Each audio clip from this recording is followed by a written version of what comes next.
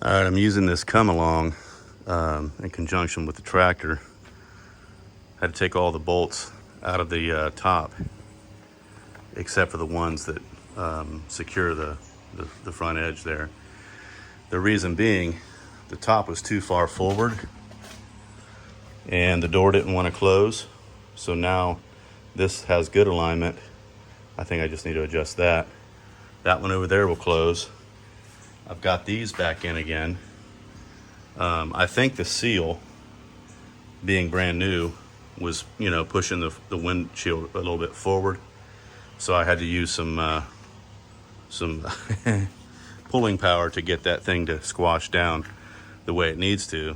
And so I picked this winch, this come along up actually at Harbor Freight for 25 bucks. These things come in handy. I don't know what I did with my old one. I used to have one on my four-wheeler, but anyway, those are handy to have anyway, so it'll get used again for sure. In fact, I'll probably keep it in the Jeep.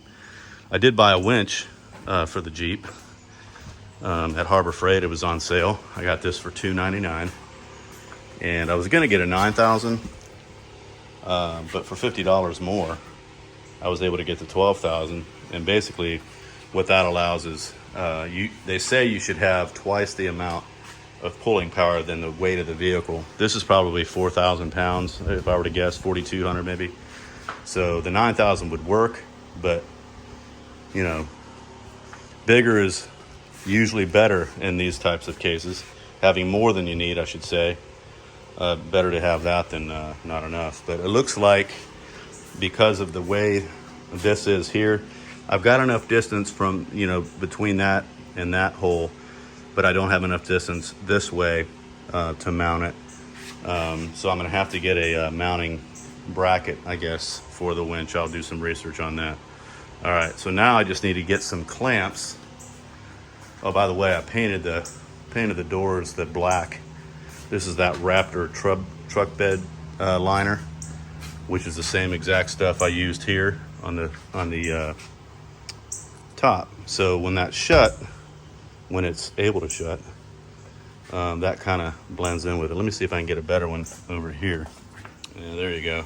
So that one's shutting. It's just not shutting. Of course, I guess when I get that rope out of the way, it'll shut a little bit better, hopefully. But it still seems to me like this is too gappy up here.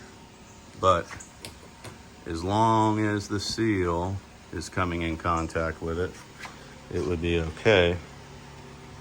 Yeah, it just seems like there's still a little bit of an alignment issue, but not sure what to do about it at this point. The only other thing I can think about is there is a seal up underneath this top that I put in place. It may be that I need to take that off. But then again, if I did that,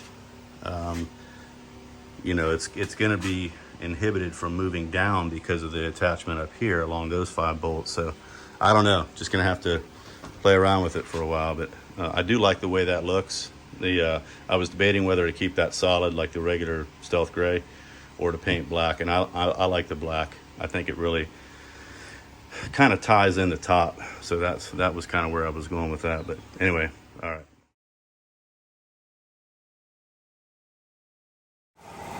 All right, I got the door fixed so it'll shut now. So what I had to do is pull the striker plate.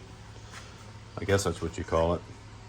This thing here. I had to pull this off. There's 4 Torx type screws that hold it in, and I had to let this come out more, but I didn't have any regular shim, so I just used some washers right there. I know I've got some body shims somewhere from doing the truck, but I don't know where they are. So in any case, it works, so I'm happy about that.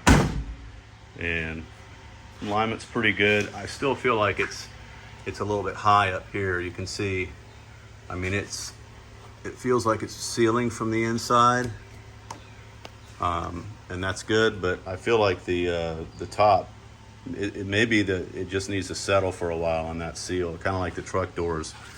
When I first put them on, the seals, it didn't hardly want to shut, but it settled down over time. But anyway, I really like the way that turned out. I think that's a good look there. The way the black on the door ties into the top. So it kind of integrates things a little bit better. So, all right.